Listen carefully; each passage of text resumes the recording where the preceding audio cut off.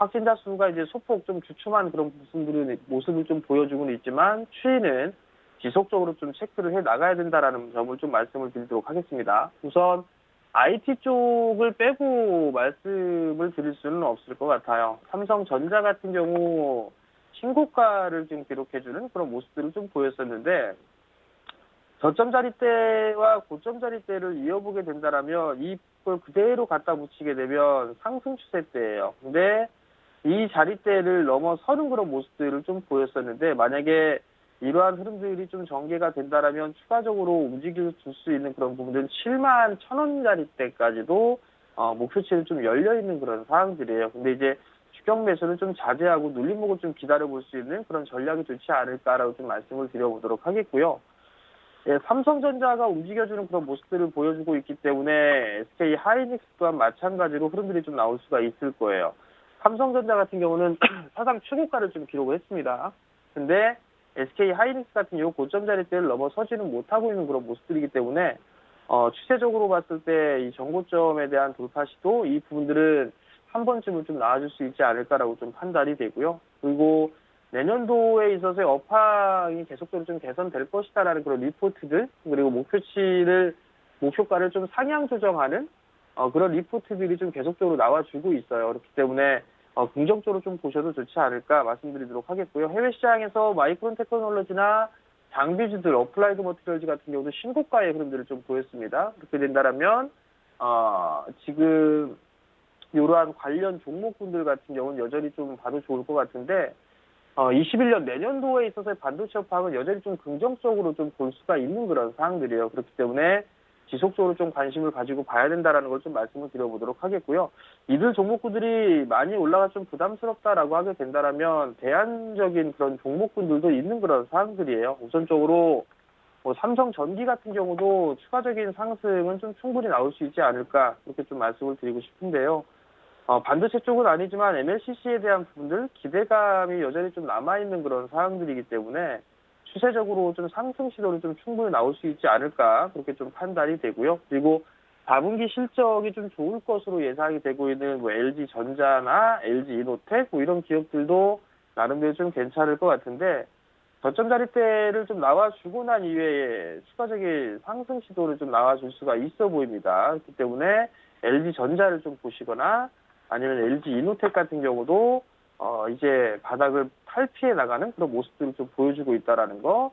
고점 기준으로 해서 하락 고점 자리대에 상단 자리대를 넘어서는 그런 모습들이 나오게 된다라면 아마 정고점 돌파 시도도 좀 충분히 나올 수 있지 않을까 싶어요. 그렇기 때문에 이러한 종목군들을 좀 봐도 괜찮지 않을까라고 좀 판단이 되고요. 스몰캡 관련주들 같은 경우는 지속적으로 좀 말씀을 드리고 있는 그런 사항들이에요. 좀 전에 어플라이드 머티리얼즈가 신고가를 좀 기록을 했다라고 좀 말씀을 드렸었는데,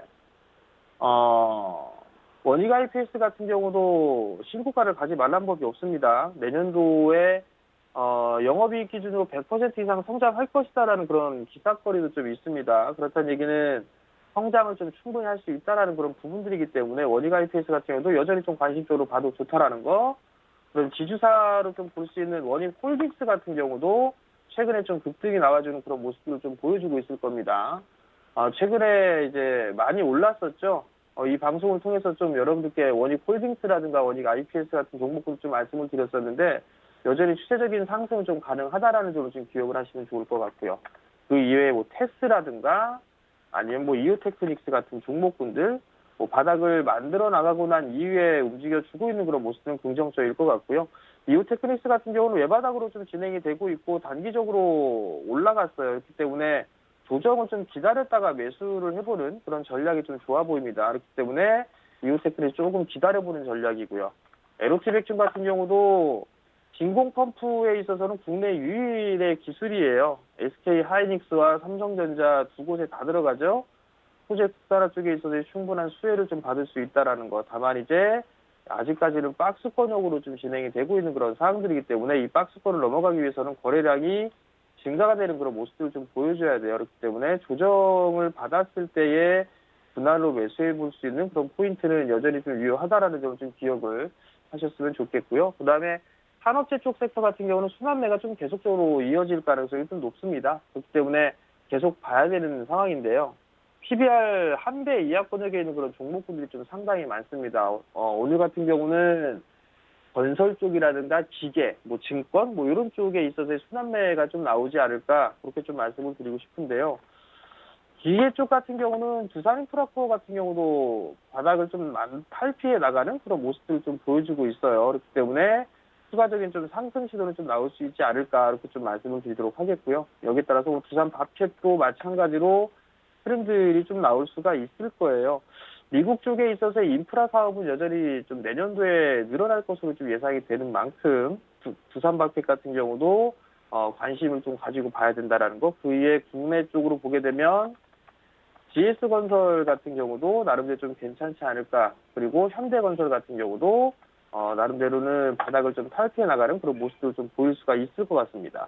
장기 하락 추세대를 넘어서는 그런 모습들이 나오게 된다라면 조금 더 추가적인 상승 여력은 좀 있을 것 같고요. 여기에서 거래량이 좀 증가되는 그런 모습들이 보이게 된다라면 나름대로는 이 정고점 뭐 3만 원대 후반자리대까지는 올라가지 않을까라고 좀 판단이 되거든요. 그 부분도 좀 기억을 하시면 좋을 것 같고요. 다른 뭐 산업재 쪽 섹터, 뭐 철강 쪽이라든가 뭐 이런 쪽 같은 경우는 계속 순환매가 좀 나올 수가 있는 그런 상황들이기 때문에 조정을 좀 받는 그런 타이밍에 매수를 부르는 전략이 좀 좋아 보입니다. 그래서 금융 쪽 같은 경우는 뭐 항상 말씀을 좀 드렸던 탑픽으로 보는 부분들이 한국 금융지주예요.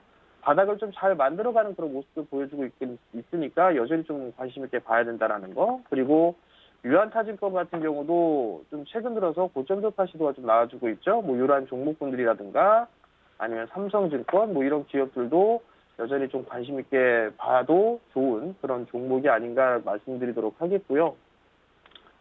그리고 코스닥 쪽 같은 경우 2차전지 쪽과 5G 쪽 여전히 좀 관심을 가지고 보시는 분들이 좀 많을 거예요. 근데 5G 쪽이나 2차전지 쪽 같은 경우는 기간 조정 형태로 좀 들어간다라는 거.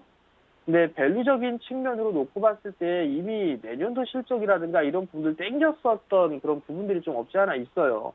물론 대세적으로 성장을 나갈 것이다라는 그런 부분들에 있어서는 부정할 요인은 없습니다. 그렇지만 밸류를 좀 땡겼던 그런 부분들이 있고, 그다음에 일정에 있어서의 투자라든가 이런 부분들이 계획대로 좀 진행이 되지 않고 좀 차질이 있던 그런 부분들이기 때문에 실적에 있어서의 불안 요인이 있어요. 특히나 2차전지 쪽 같은 경우는 괜찮은데 5G 쪽이 좀 더 실적에 있어서의 추이라든가 이런 부분 예상하기가 좀 힘든 그런 상황들인데 어찌됐든 간에 성장을 해 나갈 수 있는 그런 부분들이기 때문에 순환매는 충분히 좀 나올 수가 있을 겁니다. 그렇기 때문에 기존에 보유를 하고 계시다라면 여전히 그냥 보유해 나가는 그런 전략이 좀 좋지 않을까 이렇게 좀 말씀을 드리도록 하겠습니다.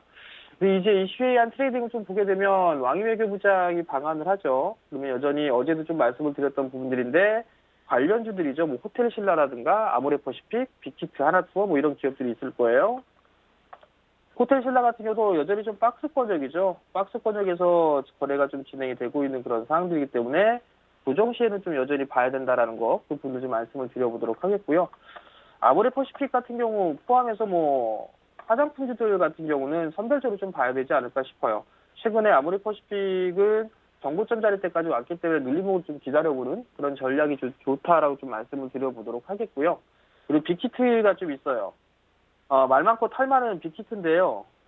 보유수 물량이 좀 풀렸어요. 11월 15일부로 좀 풀려 내려왔었고 어느 정도 매물 소화를 좀 진행하지 않았을까? 뭐 그렇게 좀 판단이 됩니다. 그리고 일단 실적이라든가 이런 부분들은 엔터 3사 중에서 지금 높다라고 좀 보고 있는 그런 상황들이고 이 자리에서는 충분히 좀 반등권적으로 좀 나올 수 있지 않을까라고 좀 판단이 되거든요. 단기적인 관점에서는 어느 정도 뭐 관심 있게 좀 봐도 좋지 않을까라고 좀 판단이 되고요.